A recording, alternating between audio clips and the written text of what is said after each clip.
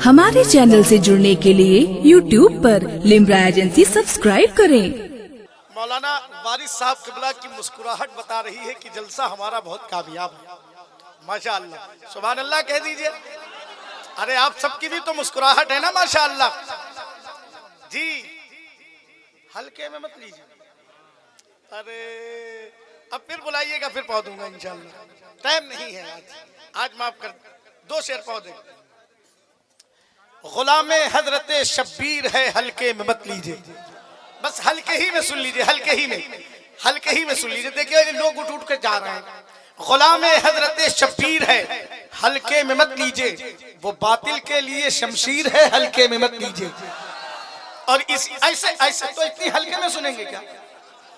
तो फिर मैं शेर रख लेता हूँ और फिर उसके बाद अल्लामा मोहम्मद अहमद साहब किबला का ऐलान करता हूँ। एक शेर पढ़ करके और देखता हूँ।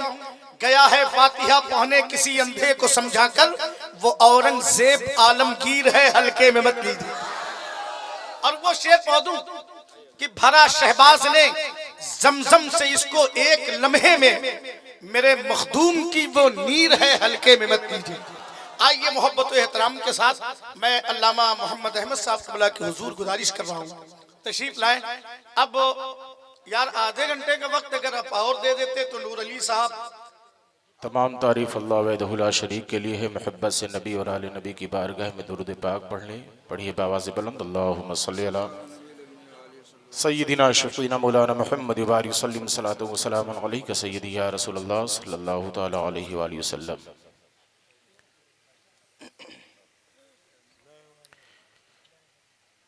ये फाका कश जो मौत से डरता नहीं कभी,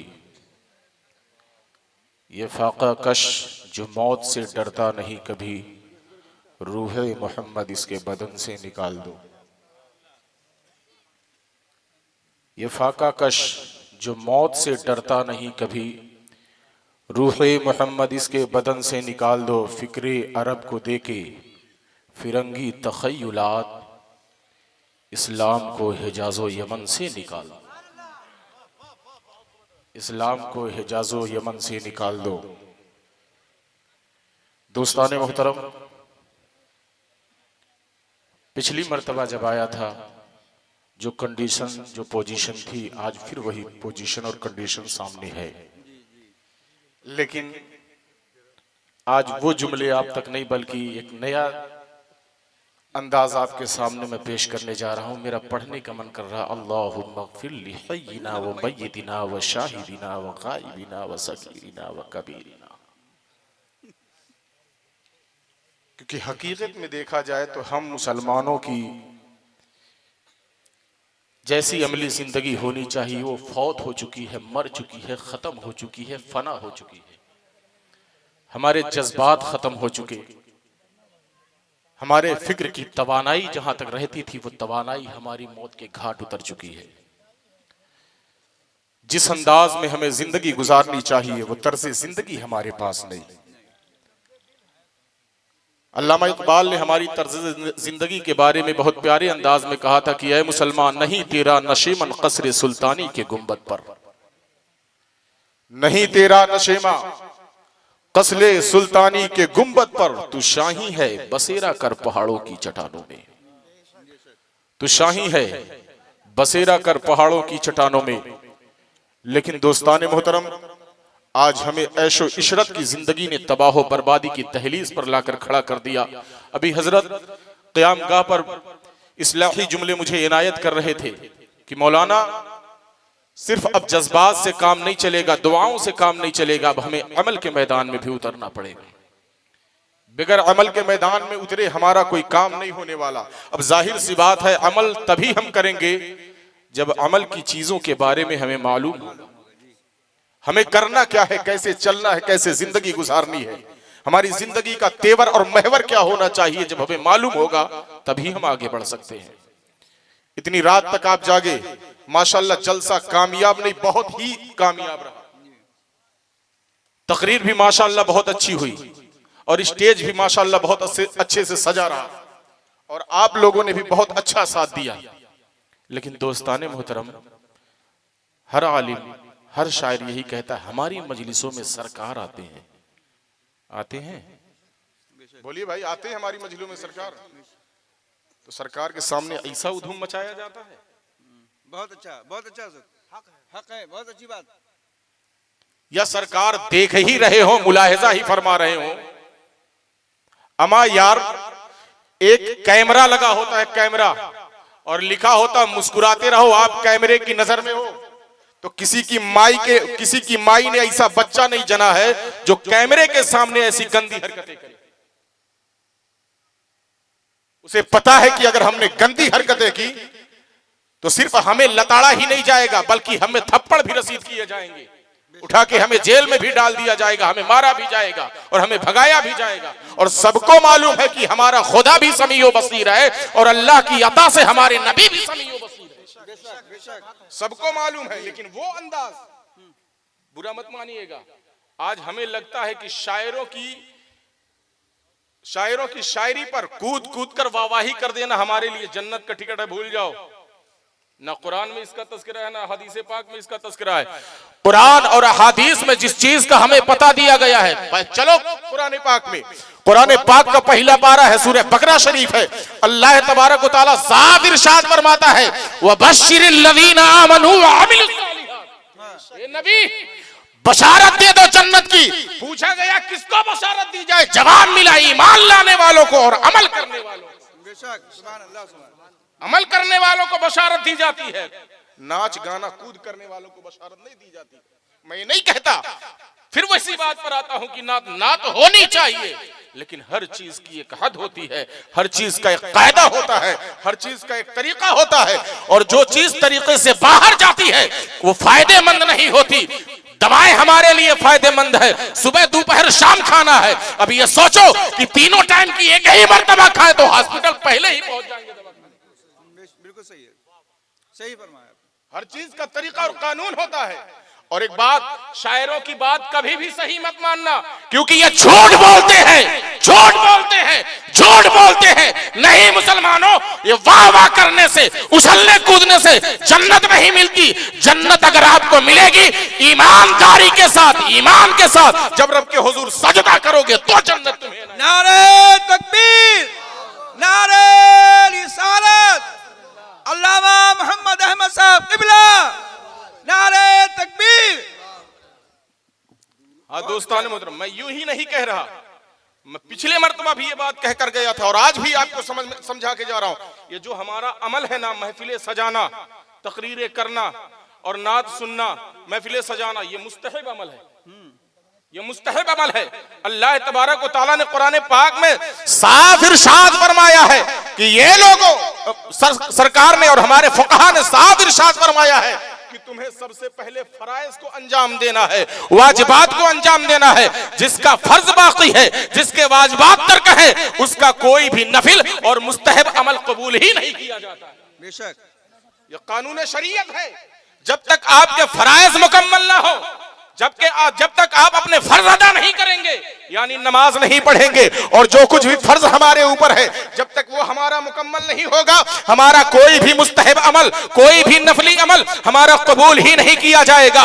मैं तो बारहा लोगों से शबे कद्र में भी कहा करता हूँ, शबे बारात में भी कहा करता हूँ, ये नफिलों का पर्चा बांटने वालों सुनो सुनो, ये जो नफिल पढ़नी है ना, फराइज की अदायगी के बाद हमें पढ़नी है। ये जो नफिल अदा करना है हमें ना, ये 5 वक्त नमाजों को अदा करने के बाद ये नफिल हमारी तभी काबिल कबूल है, चाहे शबे बारात में पढ़ रहे हो, चाहे शबे कद्र में पढ़ रहे हो।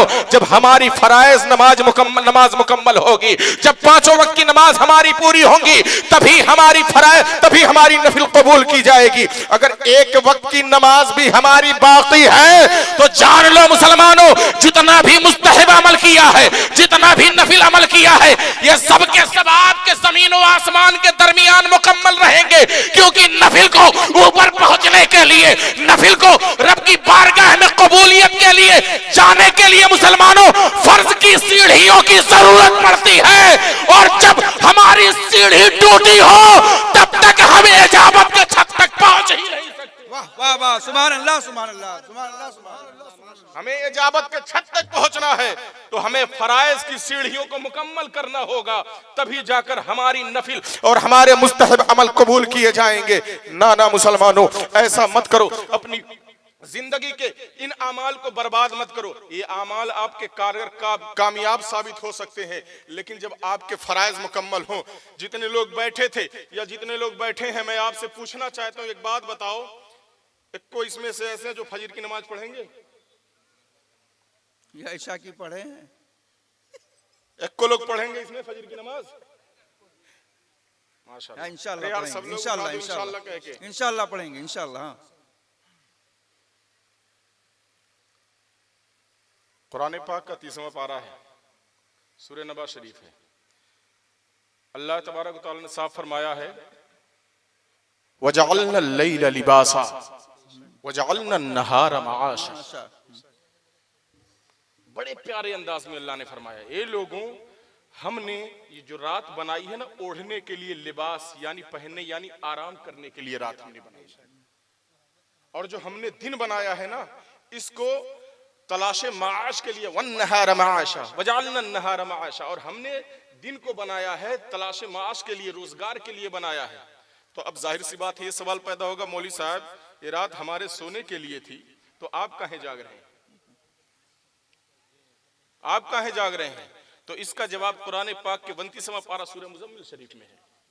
अल्लाह इरशाद फरमाता है अपने प्यारे नबी से इरशाद फरमाता है, या अय्युहल मुज़म्मिलु कुमिल लैला इल्ला कलीलन निस्फहु अव इनकुस मिनहु कलीला औ ज़िद अलैहि वरत्तिल कुरान तरतीला। लेकिन यहां पर उछलने और कूदने के बारे में नहीं, अल्लाह तबारक व तआला ने जो यहां तालीम की है, मुस्तफा जागो रात में, तो जागना किस लिए है नबी? इबादत के लिए जागो। थोड़ी देर आराम भी करो, आप आराम पर इबादत को बढ़ा भी सकते हैं, पूरी रात भी इबादत कर सकते हैं। और अल्लाह ने फरमाया वरत्तिल कुरान तरतीला, और इस इबादत में कुरान की तिलावत भी ठहर कर होनी चाहिए। ठहर कर कुरान की तिलावत भी होनी चाहिए। तो मुसलमानों, रात में जागने की इजाजत मिल सकती है, लेकिन इबादत के लिए, अय्याशियों के लिए नहीं। उठाओ फतवे की किताबें और पूछो किसी मुफ्ती से, क्या इशा के बाद हम आपस में बातचीत करने के लिए, दुनियावी काम के लिए क्या हम जाग सकते हैं? तमाम मुफ्तियों का फतवा मुत्तफक अलैह आपको मिलेगा कि इशा की नमाज के बाद अगर दुनियावी बात के लिए तुम जाग रहे हो तो तुम्हारा जागना हराम है, हराम है, हराम है। दुनियावी बात के लिए हमेशा के बाद जाग नहीं सकते, तो अय्याशियों के लिए जागने की कहां हमें इजाजत दी जा सकती है? मुसलमानों, ये रात हमें दी गई है, या तो सो या तो इबादत करो।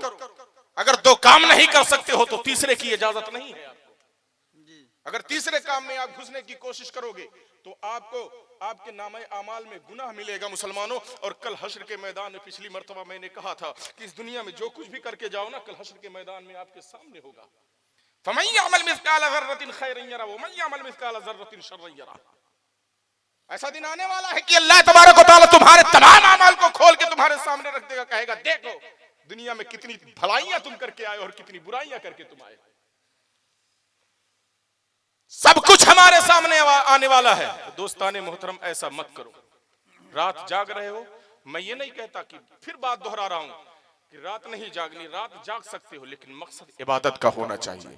और इस बात की तरफ हमारी तलकीन होनी चाहिए, ताकीद होनी चाहिए हमारे उलमा की और शोरा की। ये लोग नमाज ना तो सुन रहे हो, ये लोग मजलिस में तो आए हो, लेकिन कसम से नमाज तुम्हारी ना छूटने पावे, इबादत तुम्हारी ना छूटने पावे। आओ मैं आपको बताता हूँ, मुस्तफ़ा जान रहमत सल्लल्लाहु ताला अलैहि वसल्लम है, दोशंबे का दिन है। आक़ा करीम सल्लल्लाहु ताला अलैहि वसल्लम इतने शदीद बीमार है, इतने शदीद बीमार है कि मुसलमानों, हजरत मौला अली करमल्लाहु वजहुल करीम नबी के हुजरे में पहुंचे हैं। इधर बिलाल ने आवाज भी दे दी है, अजान की आवाज बुलंद हो चुकी है। बिलाल मुसल्ले के करीब खड़े हो गए हैं, तकबीर भी कहना शुरू कर दिया है। मुस्तफा के कानों में जब तकबीर की आवाज पहुंचती है ना, मुस्तफा जाने अली से कहते हैं किसी को और बुला लिया जाए। हजरत अली रजी अल्लाह तआला अन्हु मस्जिद नबवी में नजर डालते हैं तो क्या देखते हैं, अब्बास के साहबजादे वहां पर मौजूद थे। हजरत अब्बास के साहबजादे को हजरत मौला अली कमरे में बुलाते हैं। एक तरफ हजरत अली खड़े हो गए हैं, एक तरफ हजरत अब्बास के साहबजादे खड़े हो गए हैं। मुस्तफा जान रहमत सल्लल्लाहु ताला अलैहि वसल्लम ने इरशाद फरमाया, ए अली मुझे मस्जिद नबवी में ले चलो, ए अली मुझे नमाज के करीब ले चलो। अल्लाहु अकबर कबीरा। मुसलमानों, तारीख गवाह है, आप लोग किताबों के जरिए भी देख सकते हैं और उलमाए किराम भी बैठे हुए हैं। सैयद साहब बैठे हुए हैं, उन्हीं के खानदान से इनका ताल्लुक है, नबी का ही खून इनके बदन में दौड़ रहा है। इनसे भी आप पूछ सकते हैं कि आपके नाना का तरीका क्या रहा है, आपके जद्दे अमजद का सलीका क्या रहा है, आपको जवाब मिल जाएगा। मुसलमानों, मुस्तफा ने फरमाया, ए अली मुझे नमाज के करीब ले चलो। तारीख बताती है, एक तरफ से हजरत अली ने सहारा दिया है, एक तरफ से इब्ने अब्बास ने सहारा दिया है, एक तरफ का हाथ हजरत अली ने पकड़ा, एक तरफ का हाथ इब्ने अब्बास ने पकड़ा है। मुस्तफा जान रहमत सल्लल्लाहु ताला अलैहि वसल्लम को उठाया है। मुसलमानों, तारीख के अल्फाज जब पढ़ने में आते हैं तो आंखों से आंसू नहीं रुकता। मुस्तफा जान रहमत को जब उठाया है तो मेरे नबी के कदमों में इतनी ताकत नहीं कि मुस्तफा अपने कदम को उठा सके, मुस्तफा अपने कदम को उठा सके। नबी के कदमों में इतनी ताकत नहीं थी, लेकिन मुस्तफा कहते हैं, ए अली मुझे आगे ले चलो। तारीख बताती है, हजरत अली अपना कदम बढ़ाते हैं तो मुसलमानों, मुस्तफा का कदम यूं घसीटता चला जा रहा है, यूं घसीटता चला जा रहा है। इतने नबी के कदमों में ताकत नहीं है कि नबी अपने कदम को उठाए, घसीटता चला जा रहा है। हजरत आयशा फरमाती है, मैंने खड़े होके देखा तो मुस्तफा का कदम जहां जहां से गुजर रहा था वहां की मिट्टी हटती लकीर बनती चली जा रही थी, लकीर बनती चली जा रही थी। हमारे नबी के कदमों में इतनी ताकत नहीं कि कदम उठा सके, लेकिन मुस्तफा जाने रहमत मस्जिद नबवी में पहुंचे हैं। सहाबे किराम ने महसूस किया कि कोई आ रहा है, मुड़कर देखा तो नबी करीम सल्लल्लाहु ताला अलैहि वसल्लम है, जो हजरत अली के सहारे पर, हजरत इब्ने अब्बास के सहारे पर चले आ रहे हैं। मुसलमानों, लोगों ने सफों को छोड़ दिया, लोगों ने तालियां बजाई। हजरत अबू बकर सिद्दीक रजी अल्लाह ताला नमाज पढ़ा रहे थे, उनको पता चल गया कि मुस्तफा का आना हो गया है। वो एड़ियों के बल पीछे हटने लगे। आका करीम सल्लल्लाहु ताला अलैहि वसल्लम है, मुसलमानों, हजरत अबू बकर के बराबर में पहुंच गए। मुस्तफा ने इशारे से फरमाया, ए अबू बकर यहीं पर खड़े रहो, तुम्हें पीछे हटने की जरूरत नहीं है। अल्लाहु अकबर कबीरा। मेरे मुस्तफा के अंदर जाहिरी तौर पर इतनी ताकत नहीं है कि नबी खड़े हो जाए। मुस्तफा का बदन बुखार से तप रहा है, बीमारी की शिद्दत है मुस्तफा जाने रहमत सल्लल्लाहु अलैहि वसल्लम के पास। लेकिन मुसलमानों, हाल ये है कि हमारे नबी सल्लल्लाहु ताला अलैहि वसल्लम जिस दिन इंतकाल फरमा रहे हैं, उस दिन भी रब के हुजूर मस्जिद नबवी में पहुंचकर सजदा कर रहे हैं और सजदा करके बता रहे हैं, एक कप्तानगंज वालों, अगर तुम्हारे दर पर मौत भी खड़ी हो तो तुम्हारी नमाज नहीं छूटनी चाहिए। रब के हुजूर तुम्हें झुकना पड़ेगा, झुकना पड़ेगा, किसी भी सूरत में तुम्हारी नमाज माफ नहीं की जाएगी। ये सोच रहे हो कि मजलिसों में आकर नात सुनकर उलमा की तकरीर सुननी है तो नमाज माफ हो गई, और इतनी कुटाई होगी, इतनी पिटाई होगी कि समझ में आ जाएगा कि अमल किसे कहते थे और रैया। मुसलमानों, मुस्तफा जान रहमत सल्लल्लाहु अलैहि वसल्लम अपने आखिरी दिन, इसी दोशंबे के दिन मुस्तफा का इंतकाल हुआ था। इसी आखिरी दिन मुस्तफा जान रहमत सल्लल्लाहु अलैहि वसल्लम क्या पैगाम दिया मुस्तफा की आखिरी नमाज में? यही कि मौत भी तुम्हारे दरवाजे पर खड़ी हो तो नमाज माफ नहीं। और हम रात भर जलसों में जाकर, इमाम साहब ने पूछ लिया क्यों नमाज नहीं पढ़ी, तो जवाब मिलता, इमाम साहब रात भर तकरीर सुनने में चली गई। तकरीर हुई ही कहां कि आपने रात गुजार दी तकरीर सुनने में। 40 मिनट की कारी निसार साहब की हुई, 10 मिनट अभी मुश्किल से मेरा बोलते हुए हुआ। आपने तकरीर सुनी कहां कि आपने तकरीर सुनते तो लाउबाली की जिंदगी हमारे पास नहीं होती, हमारे पास बर्बादी नहीं होती। अच्छा, आज हजरत दुआ के साथ लोग कहते हैं कि मौलाना साहब, अभी आपके पास भी एक साहब कह रहे थे कि फलानी परेशानी है, मैंने सुना। आज हर मुसलमान और हर घर की ये बात है कि हम परेशान, बीवी परेशान, बच्चे परेशान, अब्बा परेशान, दादा परेशान, कारोबार नहीं चलता, ये नहीं होता, वो नहीं होता। आखिर ऐसा क्यों? जितने लोग बैठे हैं, मैं बड़ी मोहब्बत से एक बात कर, भैया कहां जा रहे हो? जी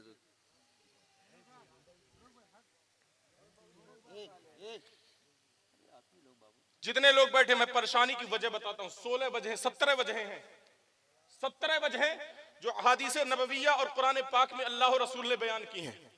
17 बजे खास वजह मैं आपको बयान करता हूं, लेकिन सिर्फ 1-2 बजे, ज्यादा से ज्यादा 3 बजे बयान करूंगा। फिर मौका मिला तो इंशाअल्लाह जितनी बची है बयान करूंगा।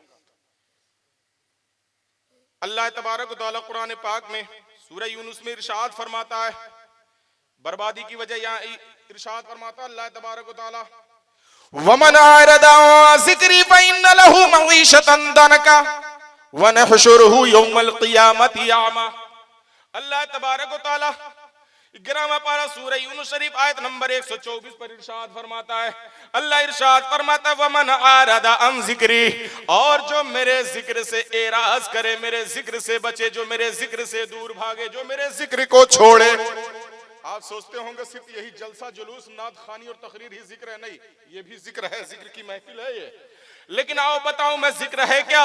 कुरान के मुताबिक मुसलमानों सूरह ताहा शरीफ में अल्लाह तबारक व तआला ने इरशाद फरमाया वाक़िमिस सलात अला ज़िक्री, तुमको नमाज कायम करना है मेरे जिक्र के लिए, यानी नमाज भी एक जिक्र है। और कुरान में अल्लाह तबारक व तआला ने इरशाद फरमाया नहनु नज़्ज़लना ज़िक्र व इन्ना लहू लहाफ़िज़ून, ए लोगों मैंने ही जिक्र को नाजिल फरमाया और इसकी मैं ही हिफाजत करने वाला हूं। इस आयत करीमा में कुरान को भी अल्लाह ने जिक्र इरशाद फरमाया, अल्लाह ने जिक्र ही कहा है। अब दोस्तों देख लो, नमाज भी अल्लाह का जिक्र, कुरान भी अल्लाह का जिक्र। इतने लोग यहाँ पर बैठे हुए हैं, बड़ी जिम्मेदारी के साथ कहना चाहता हूँ क्या तमाम के तमाम नमाज पढ़ने वाले हैं? तो जवाब मिलेगा 2% सिर्फ ऐसे होंगे जो नमाज पढ़ने वाले होंगे, और हमारी माँ बहनों में 2% ऐसी होंगी जो सिर्फ नमाज पढ़ने वाली। पता क्या चला? हाँ मुसलमानों, 98% लोग नमाज यानी जिक्र से भागने वाले हैं। और दूसरा जिक्र मैंने कहा कुरान की तिलावत है, यानी कुरान है। अल्लाह तबारक व तआला ने कुरान को जिक्र बनाकर नाजिल किया है,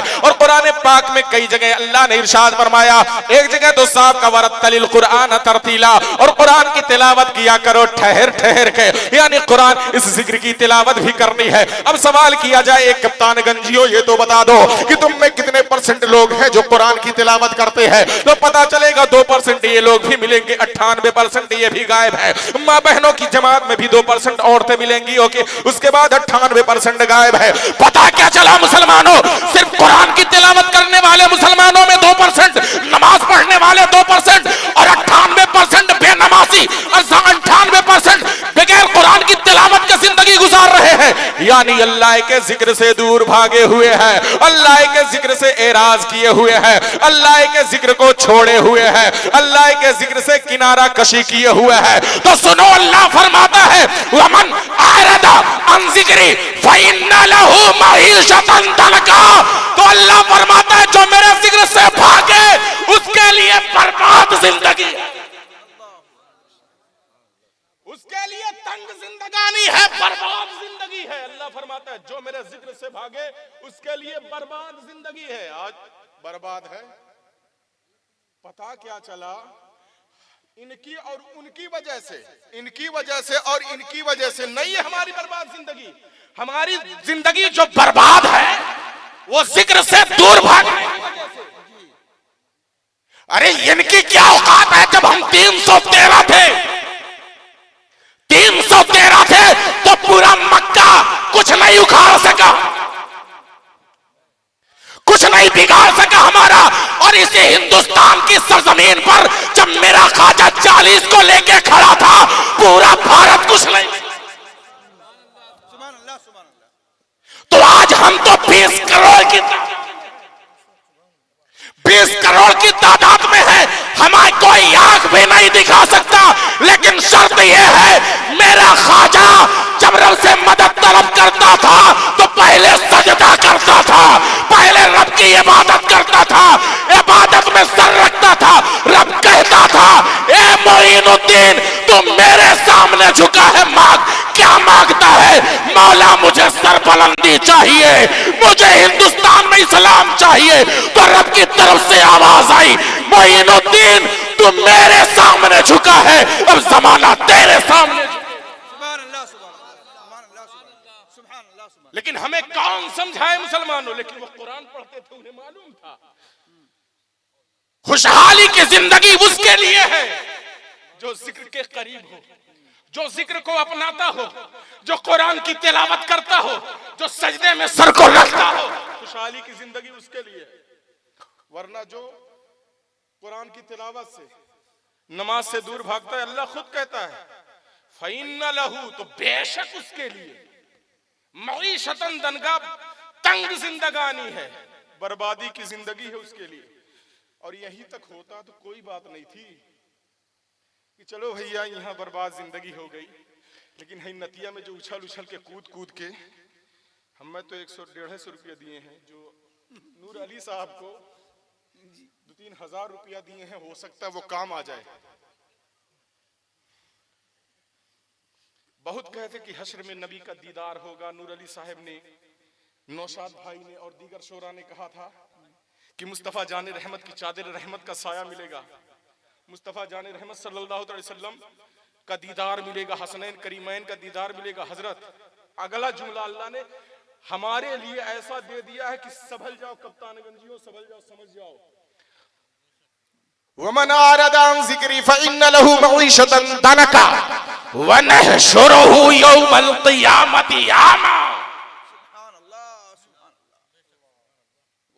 बहुत खतरनाक जुमला है, हमारे मन और सारी चीजों को झिझोड़ने वाला, हमें उठाने वाला। अल्लाह फरमाता है और जो मेरे जिक्र से दूर भागे उसके लिए बर्बादी की जिंदगी है, और उसको कल हश्र के मैदान में अंधा बना के बुलाऊंगा, मैं अंधा उठाऊंगा। आई बाप रे बाप, गड़बड़ हो गई। 3000 रुपया जो नूर भाई को दिए बर्बाद चला गया। हश्र के मैदान में अंधे बना के उठाए जाएंगे। बहुत सारे लोगों को सोचा अरे चलो ठीक है, अंधे रहेंगे तो जहन्नम की शक्ल नहीं देखने को पड़ेगी, डर नहीं लगेगा, जहन्नम को नहीं देखेंगे। फरिश्तों की वो सजा देने वाले फरिश्तों की सूरत बहुत भयानक होती है ना, उनकी भयानक सूरतें नहीं देखने की पड़ेगी। बहुत फायदा होगा हश्र के मैदान में अगर अंधे उठाए गए। लेकिन जानते हो घाटा कितना है? घाटा बहुत ज्यादा है। कहोगे कैसे? अच्छा, अगर मैं कप्तानगंज में ऐलान कर दूं कि हुजूर सैयद साहब क़िबला अपने नाना के रोज़े पर आप लोगों को फ्री में लेकर जा रहे हैं, जिसको भी हजरत के साथ जाना हजरत से मुलाकात कर ले, बताओ कितने लोग मुलाकात करेंगे हजरत से? सब चले जाएंगे, फ्री में लेकर जाएंगे भाई हजरत, हाँ? और मेरी माँ बहनें सब जाएंगे, सब तैयार हो जाएंगे, फ्री में हजरत लेके जाएंगे। इस वक्त 1,25,000 रुपया रमजान में है, 1,40,000 1,45,000 तक सब लोग जाने के लिए तैयार। अच्छा, मदीने में जाओगे तो देखोगे क्या मुस्तफा जाने रहमत सल्लल्लाहु अलैहि वसल्लम हमें जाहिरी हयात में नजर आ जाएंगे वहां पे? क्या मुस्तफा जाने रहमत सल्लल्लाहु अलैहि वसल्लम का जलवा जहां आ रहा हमें देखने को मिलेगा जाहिरन? बोलो मेरे भाई, जाहिरी हयात मेरे नबी की मुकम्मल हो चुकी है। कब्र अनवर में तशरीफ फरमा हमारे नबी, वो तो जिसके मुकद्दर का सितारा और जो सुरैया पर होता है, जो आशिके सादिक होता है, उसके सामने बेपर्दा मेरे नबी आ जाते हैं। वो दूसरों की बात और है, लेकिन हम जैसे लोग जाएं तो क्या मुस्तफा हमें जाहिरी हयात में दिखाई देंगे? वहां जाएंगे हम देखेंगे क्या मुसलमानों 1-1.5 लाख रुपया लगा के जाते हैं, गुंबद खजरा देखते हैं जिसकी निस्बत मुस्तफा जाने रहमत से ज्यादा वो मेंबर देखेंगे जिस पर बैठकर मेरे मुस्तफा जाने रहमत मस्जिद नबवी में सहाबा के दरमियान खुतबा कहा करते थे। ज्यादा से ज्यादा मस्जिद नबवी में रियाजुल जन्नह को देख कर आएंगे जिसमें मुस्तफा और सहाबा नमाजें अदा किया करते थे। हाँ मुसलमानों, ज्यादा से ज्यादा देखेंगे तो असहाब सुफ़ा का चबूतरा हमें नजर आएगा जिस पर मुस्तफा और सहाबा बैठकर तालीम दिया करते थे और तालीम लिया करते थे। अल्लाहु अकबर कबीरा। ज्यादा से ज्यादा हमें हुजरे आयशा दिखाई देगा जिसमें मुस्तफा जाने रहमत का मज़ार मुक़द्दस है। मुसलमानों, हम 1.5-2 लाख 3 लाख 10 लाख 20 लाख खर्चा करके मदीना जाते हैं तो मदीने में हमें देखने को क्या मिलता है? जन्नतुल बक़ी हम देख कर आते हैं जिसमें 10,000 सहाबे कराम तकरीबन आराम फरमा है। मुसलमानों, हम हरमैन शरीफैन की ज़ियारत के लिए जाते हैं तो क्या देख कर आते हैं? मुसलमानों, काबा तो मौजूद है लेकिन आज मुस्तफा जाने रहमत का उस हालत में घर नहीं मौजूद है। घर तो मौजूद है लेकिन उस हालत में घर नहीं मौजूद है। नबी का घर देख कर आते हैं, काबा देख कर आते हैं, जन्नत माला देख कर आते हैं, मस्जिद नबी मस्जिद जिन देख कर आते हैं। मुसलमानों, यादगार मुस्तफा को देख के आते हैं लेकिन अगर कहीं नजर दौड़ा के देखना चाहो कि मुस्तफा नजर आ जाए तो नजर नहीं आएंगे। हाँ मुसलमानों, मस्जिद अबू बकर मिलेगी लेकिन हमें मदीने में कहीं अबू बकर नहीं दिखाई देंगे। मुसलमानों मस्जिद उमर तो मिलेगी लेकिन पूरे मदीने में ढूंढोगे हजरत उमर का चेहरा नहीं दिखाई देगा। मस्जिद अली तो मिलेगी लेकिन पूरे मदीने में कहीं हजरत अली का चेहरा नहीं दिखाई देगा। ए मुसलमानों, हम यही 2 लाख 4 लाख लगा के बगदाद मोहल्ला जाते, वहां भी क्या देख के आते हैं मुसलमानों? मज़ार गौसे आजम देख कर आते हैं, लेकिन पूरा बगदाद टहलेंगे कहीं पे हजरत गौसे आजम का चेहरा नहीं दिखाई देगा। मुसलमानों, हम नजफ अशरफ चले जाएं तो मुसलमानों वहां हसनैन करीमैन से ताल्लुक रखने वाली चीजें और हजरत मौला अली का मज़ार अक़दस तो मिल सकता है, लेकिन मौला अली जाहिरी हयात में हमें दिखाई नहीं देंगे। मुसलमानों, हम जहां जहां चले जाएं, हम वहां जाने के बाद मज़ार तो देख सकते हैं, उनके तबर्रुकात को तो देख सकते हैं, उनसे निस्बत रखने वाली चीजें तो मौजूद है, लेकिन हमें कहीं भी उनका चेहरा नहीं दिखाई देगा। अब कप्तान गंजियों, जरा होशियार हो जाओ, सुनो, हश्र का मैदान ऐसा मैदान, हश्र का मैदान ऐसा मैदान होगा, पूरे आबोताब के साथ मेरे मुस्तफा भी वहां मौजूद होंगे, पूरी शान के साथ अबू बकर भी वहां मौजूद होंगे, पूरी शान के साथ उमर भी मौजूद होंगे। हश्र के मैदान में मुसलमानों मौला अली भी मौजूद होंगे, हश्र के मैदान में हसनैन करीमैन भी मौजूद होंगे, हश्र के मैदान में गौसे आजम भी मौजूद होंगे, हश्र के मैदान में हिंदुस्तान के राजा मेरे ख्वाजा भी मौजूद होंगे। हाँ मुसलमानों, हश्र के मैदान में मुसलमानों अशरफ जहांगीर सिमनानी महबूब रब्बानी भी मौजूद होंगे, हश्र के मैदान में सैयद सालार मसूद गाजी भी मौजूद होंगे, हश्र के मैदान में मुसलमानों ये शहीद बाबा भी मौजूद होंगे। हाँ मुसलमानों, हश्र का मैदान ऐसा मैदान होगा, हश्र के मैदान में बिलाल भी दिखाई देंगे, खालिद इब्ने वलीद भी दिखाई देंगे, हस्सान इब्ने साबित भी मौजूद होंगे। हश्र के मैदान में हजरत अब्दुल्ला इब्ने जुबैर और जुबैर भी मौजूद होंगे, हजरत अबू तलहा भी मौजूद होंगे, हश्र के मैदान में हजरत जर्रार भी मौजूद होंगे, हजरत के मैदान में हाँ मुसलमानों इमाम जाफर सादिक भी मौजूद होंगे, इमाम काजिम भी मौजूद होंगे। हश्र का मैदान इतना प्यारा मैदान होगा। ए मुसलमानों, इमाम आजम भी हश्र के मैदान में मौजूद होंगे। हाँ मुसलमानों, इमाम शाफी भी हश्र के मैदान में मौजूद होंगे, इमाम मालिक भी हश्र के मैदान में मौजूद होंगे, इमाम हम्बल भी हश्र के मैदान में मौजूद होंगे। मुसलमानों, चलते चले आओ, हश्र के मैदान में गौसे आजम भी मौजूद होंगे और हिंदुस्तान के इश्क का शहंशाह अहमद रजा भी हश्र के मैदान में मौजूद होगा। हश्र के मैदान में हुजूर मुफ्ती आज़म हिंद भी मौजूद होंगे और जिसका नारा लगाते हैं बस्ती बस्ती करिया करिया, हश्र के मैदान में ताजुल शरिया भी मौजूद होंगे, हश्र के मैदान में सूफी निजामुद्दीन भी मौजूद होंगे, हश्र के मैदान में उलमाए दीन भी मौजूद होंगे। ए मुसलमानों, अगर अंधे बनाकर उठाए गए तो, अगर अंधे बनाकर उठाए गए तो, अगर हश्र के मैदान में अंधे बनाकर उठाए गए तो मुस्तफा मौजूद होंगे लेकिन देख नहीं सकते, मुस्तफा मौजूद होंगे लेकिन देख नहीं सकते, अबू बकर होंगे लेकिन देख नहीं सकते, उमर होंगे लेकिन देख नहीं सकते, उस्मान होंगे लेकिन देख नहीं सकते, अली का तेवर क्या है नहीं देख पाओगे, हसनैन करीमैन का हुस्न क्या है नहीं देख पाओगे, इमाम जाफर सादिक, इमाम ज़ैनुल आबिदीन का तक़वा क्या है नहीं देख पाओगे। गौसे आजम की गौसियत नजर वहां पर मौजूद होगी लेकिन नजर नहीं आएगी। इमाम आजम पूरी शानी इमामत के साथ मौजूद होंगे लेकिन दिखाई नहीं देगा। हाँ मुसलमानों, अपनी किरामत और अपनी शान और शौकत के साथ हिंद का राजा भी मौजूद होगा लेकिन देख नहीं पाएंगे। हाँ मुसलमानों, जिस तरीके से अशरफ जहांगीर सिमनानी पूरे यूपी पे हाँ मुसलमानों हुकूमत कर रहे हैं, उनकी हुकूमत की शान भी मौजूद होगी लेकिन नजर नहीं आएगी। अल्लाहु अकबर कबीरा। मुसलमानों, जिक्र से भागने का नतीजा हश्र में हमें यह मिलेगा, अल्लाह के तमाम मुहिब्बीन मौजूद होंगे लेकिन उनके जलवे से, नमाज से, कुरान की तिलावत से दूर भागने की वजह से अल्लाह हमें महरूम कर देगा। ये शायर लोग आपको नहीं बताएंगे, शायर लोग कहेंगे खड़े होकर नारा लगाओ जन्नत मिल जाएगी, टिकट दे दे। हाँ मुसलमानों, और यूं नोट उड़ाओ, इसका तो मैं सख्त मुखालिफ हूं क्योंकि ये रिवाज मैंने नौटंकी नाचों में देखा। इस तरह नोट उड़ाने का, ये नोट उड़ाने का ना इस तरह का जो है ना, पाकिस्तान का राज नहीं है। पाकिस्तान को हमने आज देखा है, लेकिन ये हम देहात के रहने वाले हैं ना, तो नौटंकी नाच आती थी, अब मैं नाम नहीं लेना चाहता, तवाइफों की नाच गांव में आती थी, तो लोग स्टेज पर खड़े होकर, बचपन में हमने खुद देखा है, स्टेज पर खड़े होकर यूं उड़ाते थे और वो ठुमके लगाए जा रही थी। मन तशब्बह बिकौमिन फहुवा मिन, जो जिसकी मुशाबहत इख्तियार करेगा उसी में से उसका शुमार किया जाएगा। मैं नहीं कहता, इनाम देना मेरे नबी की सुन्नत है भाई, इनाम देना नबी की सुन्नत है, इनाम दो ना। हुजूर एक साहिब सज्जादा को मैंने देखा, वो बड़ी बाकायदी से, बड़ी मोहब्बत से, जिस तरह हजरत ने बड़ी अकीदत और मोहब्बत के साथ हर शेर मुलाहिजा फरमाया, उसी तरह मैंने उनको देखा। तो वो जानते हो क्या किया हजरत ने? एक काम एहतमाम ये किया था कि वो जितना पैसा उनके पास आता था अपने पास रखे, जब शायर ने कलाम खत्म कर दिया उठा के मोहब्बत से दे दिया तमाम। ये सुन्नत नबी का तरीका मुझे बड़ा अच्छा लगा। मैं ये नहीं कहता कि हर कोई गलत, बिल्कुल नहीं, लेकिन दोस्ताने मोहतरम, सुन्नत को मसनून तरीके से अदा करो, जो उसका फायदा है सिर्फ सुन्नत तरीके से अदा करने को उसका फायदा नहीं है। सुन्नत और मसनून में आप नहीं समझते। सुन्नत उसको कहते हैं कि नबी से जो साबित हो जाए उसको कर लेना, ये सुन्नत कहलाता है। लेकिन मसनून तरीका कि नबी की सुन्नत साबित है, बल्कि उसी अंदाज में कपड़ा पहनना सुन्नत है, लेकिन कुर्ता और लुंगी पहनना ये मसनून तरीका है। मिसवाक करना सुन्नत है, लेकिन मुसलमानों इस उंगली को ऊपर रखना और ये 3 उंगली नीचे की तरफ रखना, अंगूठे से पकड़ना, ये मसनून तरीका है।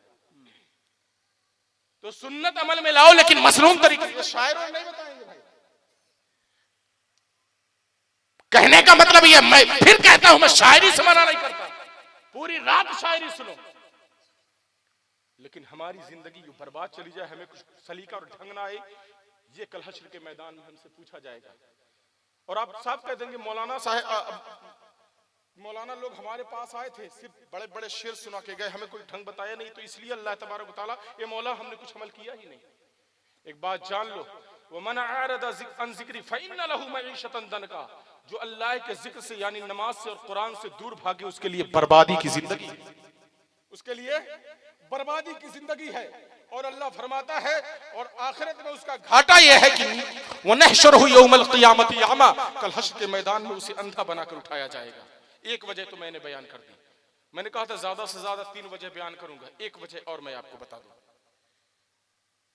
तिरमिज़ी शरीफ की हदीस है, हजरत अली दामाद रसूल इसके रावी है, बयान करते हैं कि आका करीम सल्लल्लाहु तआला अलैहि वसल्लम ने इरशाद फरमाया कि जब 15 चीजें लोगों में खमसा अशरा खसलतन हल्ला बिहल बला, सरकार दो आलम सल्लल्लाहु अलैहि वसल्लम ने फरमाया जब 15 चीजें लोगों में राइज हो जाएंगी तो मुसीबतें, परेशानियां, दुख दर्द उनमें घुस जाएगा, हुलूल कर जाएगा। एक होता है छूना, एक होता है घुस जाना। जैसे इस माइक में मेरी आवाज घुसकर अंदर जा रही है, और एक जो आवाज पहुंच रही है वो आपके कानों के अंदर से घुस के, तुम आका ने फरमाया हल्ला बिहल बला, मुसीबतें, परेशानियां, दुख दर्द उनकी जिंदगी में घुस जाएगा। उनमें से जानते हो अल्लाह के रसूल ने एक वजह ये बताई,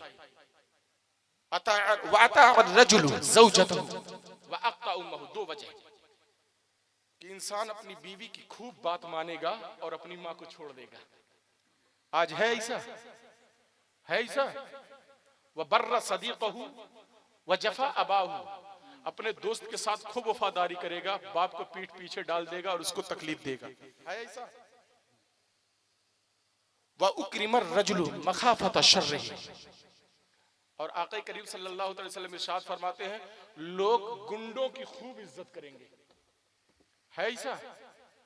हाँ मुसलमानों, आज हम गुंडों की खूब इज्जत करते हैं। पता चला कि ये बड़का गुंडा, इसने 25-50 लोगों को मारा है। माफ कीजिएगा मुसलमानों, तकरीबन जितने, मैं सबको नहीं कहता, लेकिन तकरीबन जितने नेता आज के जमाने में मौजूद है, 1 नंबर के गुंडे हैं, 1 नंबर के धोखाबाज हैं, 1 नंबर के चीटर है, 1 नंबर का धोखा देने वाले हैं। मैं सबको नहीं कहता, अगर कोई यहाँ ताल्लुक रखने वाला हो तो ये मत सुनिए, सोचिएगा, आप सोच लीजिए आपके नेता को मैंने छोड़ दिया, वो सही है।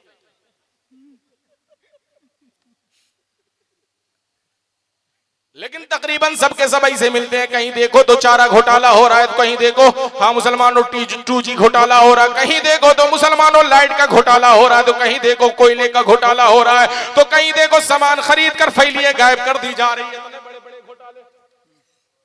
और आज उनकी इतनी इज्जत की जा रही है, इतनी इज्जत की जा रही है कि मुसलमानों अगर कोई उनके खिलाफ बोलने की कोशिश करा तो बगल वाला दोस्त ही कहता अरे इतने अच्छे तो हमारे लिए रोड बनवा दिया, हमारे लिए स्कूल बनवा दिया, लेकिन मुसलमानों हाल ये है कि आज हम गुंडों की इज्जत कर रहे हैं, लेकिन जिनकी इज्जत करनी चाहिए उलमा की, हम उलमा की इज्जत नहीं कर रहे हैं, हम तालिब इल्मों की इज्जत नहीं कर रहे हैं, हम माँ बाप की इज्जत नहीं कर रहे हैं, हम दीनदारों की इज्जत नहीं कर रहे, हम परहेजगारों की इज्जत नहीं कर रहे, हम गरीबों की इज्जत नहीं कर रहे हैं, हम गुंडों की इज्जत करते हुए नजर आ रहे हैं। मखाफत शर्रिही, अल्लाह के रसूल ने फरमाया उसकी गुंडागर्दी की वजह से लोग उसकी इज्जत करते हुए नजर आएंगे कि पता है अगर उसकी इज्जत नहीं करेंगे तो कहीं हमें आड़े हाथ ले लेगा, अगर उसकी इज्जत नहीं करेंगे तो हमारा काम बिगाड़ देगा, अगर उसकी इज्जत नहीं करेंगे तो हमारे घर में बुलडोजर चलवा देगा, अगर उसकी इज्जत नहीं करेंगे तो हमारी सारी चीजें रद्द करवा देगा, अगर उसकी इज्जत नहीं करेंगे तो हमारे बच्चे को स्टेशन से उठवा ले जाएगा, जेल में डाल देगा।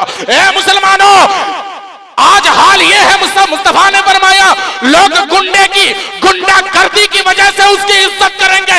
ये मत सोचना कि गुंडे की गुंडागर्दी की वजह से आपने उसकी इज्जत करके अपना दामन बचा लिया, नहीं, उस एक गुंडा उसे एक गुंडा की गुंडाई से अपना दामन बचा लिया, लेकिन अल्लाह की 1000 बलाएं आपके घर का दामन थाम लेंगे।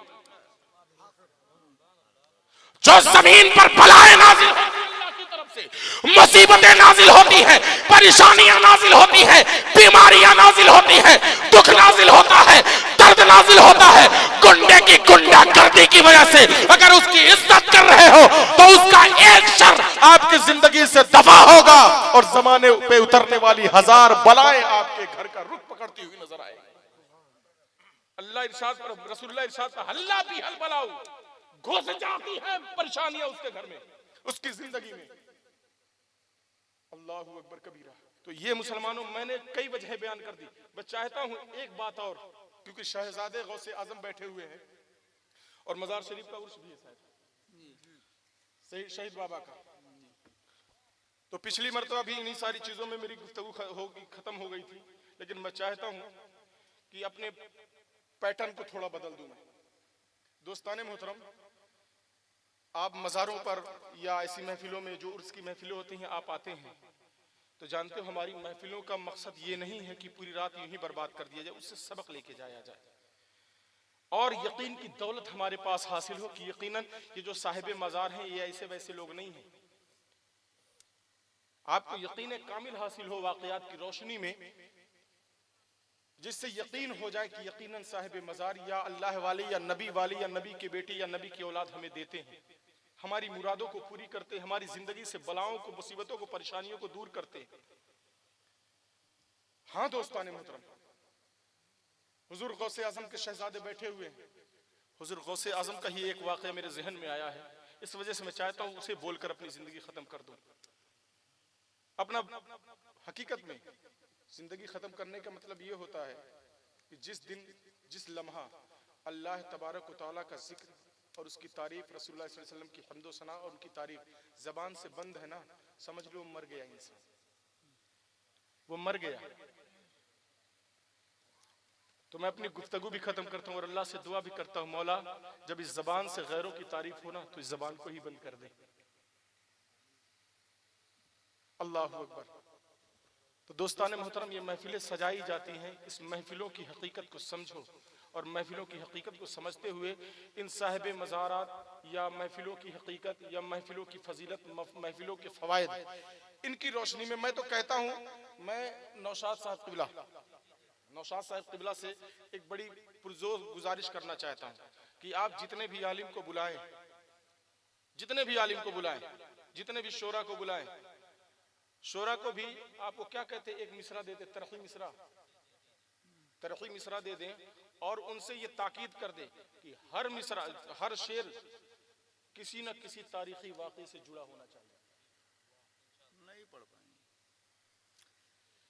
हकीकत में आज हकीकत हजरत, मैंने तो एक शायर को देखा, हरामखोर को उर्दू पढ़ने नहीं आ रहा था, आवाज बड़ी शानदार थी, उर्दू पढ़ने नहीं हिंदी में लेके आया था। मैंने कहा उर्दू, अरे कम से कम इस्लाम की स्टेज पर, इस्लामी स्टेज पर चढ़ो। कह रहा हजरत उर्दू पढ़ने नहीं आता हमको। मैंने कहा कहां तक पढ़े हो? कहा हजरत बस एदादिया यानी अद्धा। एदादिया में दाखिला लिया था, पूछा कितने साल तक, कहा 3 साल तक एदादिया में पढ़ा। अब प्रोग्रामों में रहते थे इसलिए किसी दिन सबक ही नहीं सुना पाया तो हजरत मदरसों से निकाल दिया। और हमारी अवाम जिंदगी हम बर्बाद करते हैं ऐसे लोगों की, हमने बर्बाद किया नोट लुटा लुटा के। अब पैसे की लत लग गई है उसको, कहते हैं जिसको चर्च की लत लग जाती है वो घर द्वार सब बेच डालता है। तो हमारे बच्चे जो यहाँ स्टेज पर आकर नाच पढ़ते हैं ना, जिस पर इनाम लुटाते हैं 5,000 10,000 हम उनको लुटा देते, जब सोच रहे हैं कि ऐसे हमें नोटों की गड्डी मिल रही है तो दिमाग खपाने से फायदा क्या मदरसों में हमारे। और जो सरकार ने फरमाया है ना कि क़यामत की निशानियों में से कि इल्म उठ जाएगा, तो इल्म उठ जाएगा इसलिए कि स्टेट जाहिलों के हवाले। जब उनको मालूम है कि पढ़ना नहीं जोरे बयान पर हमारा काम चलने वाला है, तो रवायतों को याद कौन करेगा, कुरान और हदीस की तफसीरें पढ़ेगा कौन। जिंदाबाद जिंदाबाद। तो मैं कहूंगा तरही मिसरा दे दे, जितने भी शायर बुलाए, अगर वो पढ़ते हैं पढ़ने के लिए तैयार है तो स्टेज पे लाए। कसम खुदा की, जैसे आप जिस दिन आपने ऐसा कर दिया ना, नया लुत्फ आपकी जिंदगी में आ जाएगा।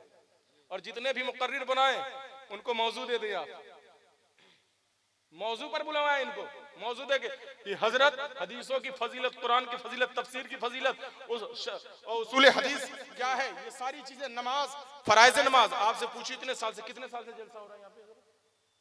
16-17 साल माशाल्लाह, पैदा भी नहीं हुए थे नौशाद भाई, तब से जलसा हो रहा है। यहाँ पर बहुत सारे बुजुर्ग लोग बैठे हैं, आपसे पूछूं शरायत नमाज कितने है? किसी को मालूम है शरायत नमाज? यही हमारे जलसों का फायदा है कि जलसा पूरी रात सुने और शरायत नमाज हमको नहीं मालूम। फराइज नमाज मालूम है किसी को? यही पूरी रात जलसा सुनो, फराइज नमाज तक नहीं आया हमको। और वो खून से हुसैन का, आंख के आंसू से हुसैन का नाम लिखेंगे। हुसैन पूछेंगे मैंने सर सजदे में कटाया था तूने? इमाम हुसैन सवाल करेंगे मैंने सर सजदे में कटाया था और तूने क्या किया? मेरा नाम आंसू से लिख रहा था। मुझे आंसू की जरूरत नहीं है, मुझे बस अपने माँ की वफादारी में एक सजदा ऐसा करना था, क्योंकि मेरी माँ की दुआ ये रहती थी, मौला कभी तो ऐसा लम्हा दे दे कि फातिमा दिल खोल कर सजदा कर सके। सुभान अल्लाह सुभान अल्लाह सुभान अल्लाह सुभान अल्लाह। तो हजरत फातिमा की वो मुराद तो पूरी ना हुई, लेकिन माँ को तौबतन हुसैन ने वो सजदा दे दिया कि आज से 1400 साल पहले सजदा किया और सर हश्र में उठाएंगे मेरे हुसैन। मुसलमानों, हुसैन ने वो सजदा किया और सर कहां दिया? सजदे में। और आप सजदा करना जानते ही, नमाज के बारे में पता ही नहीं।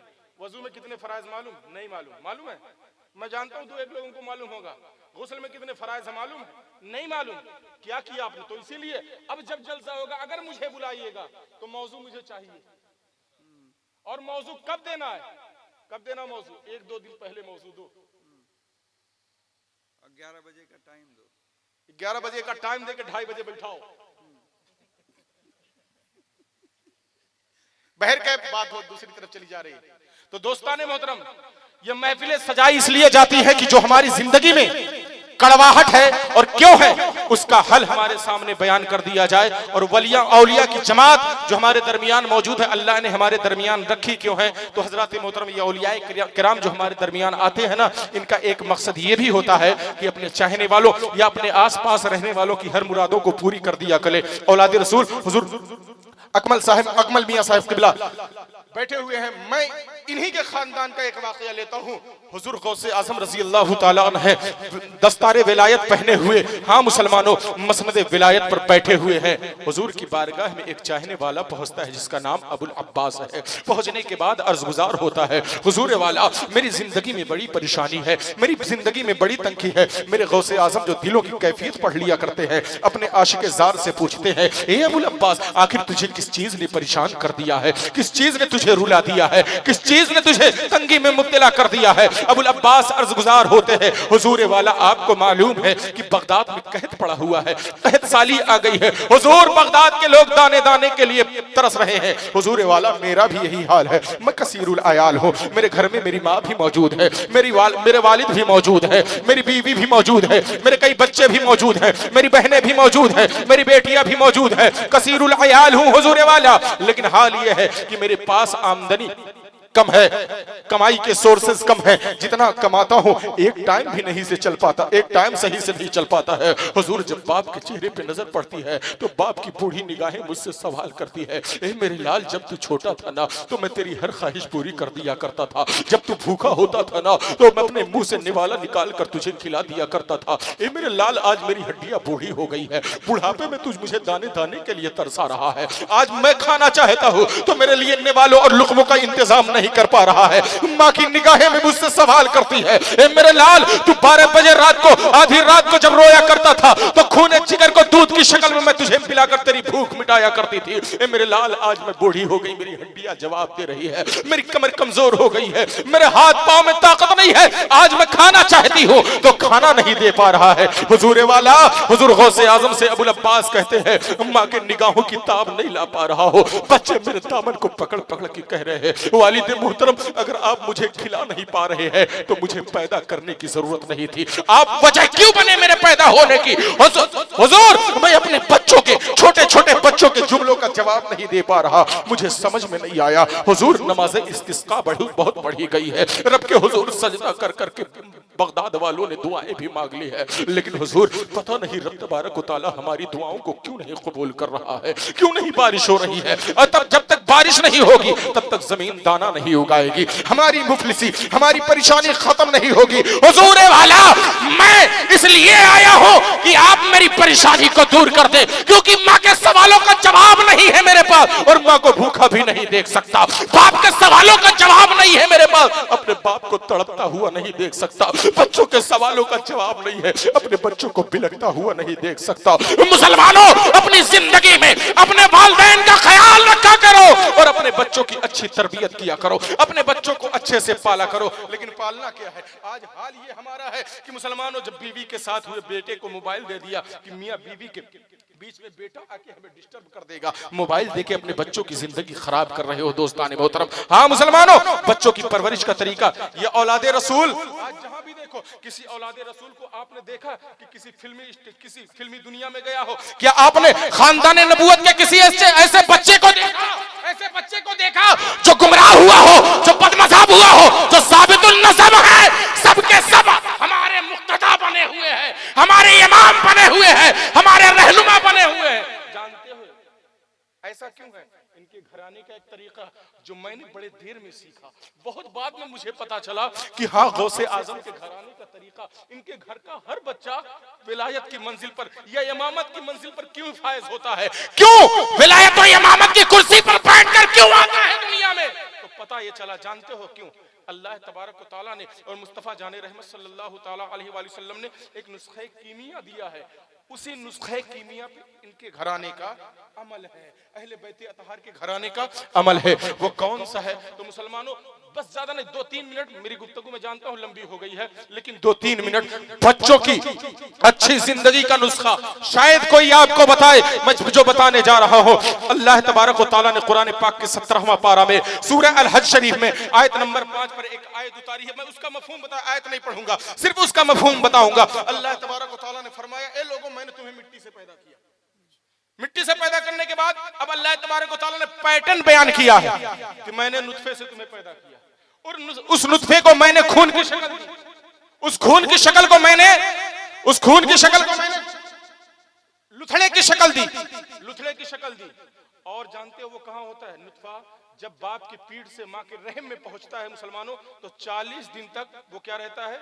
नुतफा ही रहता है, पानी की शक्ल में रहता है। जिस शक्ल में जाता है, मुस्तफा ने फरमाया, बुखारी और मुस्लिम की मुत्तफक अलैह हदीस है, पानी ही की शक्ल में रहता है। 40 दिन के बाद वो खून की शक्ल अख्तियार कर लेता है, फिर 40 दिन तक वो खून की शक्ल में रहता है, फिर 40 दिन खून के बाद वो गोश्त के लुथड़े की शक्ल अख्तियार कर लेता है। जब गोश्त के लुथड़े की शक्ल अख्तियार करता है ना, तो मुस्तफा जान रहमत सल्लल्लाहु अलैहि वसल्लम फरमाते हैं, अल्लाह तबारक व तआला एक फरिश्ते को भेज देता है। कौन से दिन? 120वें दिन। 120वें दिन अल्लाह तबारक व तआला फरिश्ते को भेजता है, ए फरिश्ते जा इसकी उम्र लिख दे, जो माँ के पेट में बच्चा पहुंचा है ना उसकी उम्र लिख दे। वो फरिश्ता आता उम्र लिखने के लिए, अभी 1 साल का होगा, 2 साल का होगा, 10 साल का होगा, 20 साल का होगा, 50 साल का होगा, 100 साल का, इसकी पूरी उम्र कितनी अल्लाह लिखवा देता है। और अल्लाह तबारक व तआला ये लिखवा देता है, ये जाहिल होगा कि आलिम होगा वो भी लिख दे, यानी हमारे घर में जो बच्चा पैदा होता है ना, जब 120 दिन का माँ के पेट में होता है, यानी चौथा महीना जैसे लगता है, जैसे चौथा महीना पूरा होता है लगता है चौथा, 3 चौका 12, चौथा महीना पूरा होता है। जैसे ही चौथा महीना पूरा होता है तो डॉक्टर का भी कहना है चौथे महीने में बच्चे में रूह पड़ती है। जैसे ही चौथा महीना पूरा होता है उसी दिन फरिश्ता आता है और क्या करता है, बच्चे की उम्र लगता है, बच्चे का रिस्क लिख देता है और बच्चे का इल्म, जाहिल होगा क्या होगा, आलिम होगा क्या नहीं होगा, ये लिखा जाता है। और उसके बाद उसका सईदो सकी होना लिखा जाता है कि ये अल्लाह रसूल का वफादार होगा कि अल्लाह रसूल का गद्दार होगा। अल्लाह रसूल का जब माँ के पेट में बच्चा 120 दिन का होता है तो मुसलमानों, अब मुस्तफा जाने रहमत सल्लल्लाहु ताला अलैहि वसल्लम की हदीसों की किताबों को देखो। हदीस की किताबों में यह है कि मुस्तफा जाने रहमत सल्लल्लाहु ताला अलैहि वसल्लम फरमाते हैं कि तकदीर को बदलने वाली चीज सिर्फ और सिर्फ दुआ है। तकदीर को बदलने वाली चीज सिर्फ दुआ और सिर्फ दुआ है। अब आओ मैं बताता हूं, इस घराने का तरीका ये रहा, मुसलमानों हमेशा वो इबादतें करते हैं, दिन हो तो देखो इबादत है, रात है तो देखो इबादत है। जब तक वो तन्हा थे तो अपने लिए दुआ करते रहे, माँ बाप के लिए दुआ करते रहे, जब शादीशुदा हो गए खुद के लिए भी दुआ करते रहे, बीवी के लिए दुआ करते रहे। लेकिन जैसे ही माँ के पेट में बच्चा आता है तो अब माँ का और बाप का तरीका ये हो जाता है, मुसलमानों जिस तरीके से अपने लिए दुआ करता है उसी तरीके से अपने माँ बाप के लिए दुआ करता है, अपनी बीवी के लिए दुआ करता है और अपने आने वाले बच्चे के लिए दुआ करता है। मुसलमानों शारहीन हदीस फरमाते हैं, अगर कोई माँ बाप अपने आने वाले बच्चे के लिए पहले ही दिन से दुआ करना शुरू कर दे कि परवरदिगार आलम जो तू मुझे औलाद दे रहा है इसे नेक बनाना, इसे आलिम बनाना, इसे फाजिल बनाना, इसे शेख बनाना, इसे आलिम बनाना, इसे अच्छा बनाना, इसे बेहतर बनाना, हुसैन का गुलाम बनाना, मुस्तफा का आशिक बनाना, मुसलमान बनाना, परवरदिगार आलम इसे अमीर बनाना, परवरदिगार आलम इसे मुफ्ती बना देना, परवरदिगार आलम इसे अपना वफादार बना देना। तो मुसलमानों शारहीन हदीस फरमाते हैं कि जब कोई बंदा मुसलसल अपने बच्चे के लिए दुआ करता रहता है तो 120वें दिन अल्लाह तबारक व तआला फरिश्ते को भेजता है, ये इस बच्चे की हिस्ट्री है, चाहे इसकी उम्र लिख दे, चाहे इसका रिस्क लिख दे, चाहे इसका इल्म लिख दे, चाहे इसका सकी और शहीद होना लिख दे। तो जब बंदा अपने रब के हुजूर सजदा करके अपने आने वाले बच्चे के लिए दुआ करता है तो जब अल्लाह तबारक व तआला उस बच्चे के लिए फरिश्ते को इनायत करता है और माँ इधर कह रही होती है, मौला मेरा बच्चा शहीद हो, मेरा बच्चा आलिम हो, मेरा बच्चा मुफ्ती हो, मेरा बच्चा वफादार हो, तो रब तबारक व तआला फरिश्ते से कहता है इस आने वाले की बच्चे की जिंदगी में तू सकावत ना लिखना, सआदत लिख देना, क्योंकि इसकी माँ मांग रही है, इसका बाप मांग रहा है। गुर्बत मत लिखना, अमीरी लिख देना, क्योंकि इसकी माँ मांग रही है, इसका बाप मांग रहा है। इसके जहालत में मत लिखना, इसकी जिंदगी में शरीयत लिख देना, क्योंकि इसकी माँ अपने बच्चे के लिए मांग रही है, इसका बाप अपने बच्चे के लिए मांग रहा है। तो कसम खुदा की इनके घराने का तरीका यही, जब अपने माँ के पेट में होते हैं तो बाप भी सजदे में होता है, माँ भी सजदे में होती है और इनकी इमामत के लिए दुआ करती है। तो ये मुसलमानों यही तक नहीं, मेरा ईमान कहता है एक खानदान वाले कयामत तक हमारे लिए इमाम बनकर पैदा होते रहे, क्योंकि इनके घराने का तरीका है। अगर आप भी चाहते हो कि आपके घराने में भी गुलामे सिमना पैदा हो तो आप भी अपने बच्चों के लिए जब पेट में पहुंचे ना तो आप भी अपने बच्चों के लिए सजदे करके दुआएं मांगना शुरू कर दो, क्योंकि जमाना झूठा हो सकता है लेकिन मेरे मुस्तफा की बात झूठी नहीं हो सकती है।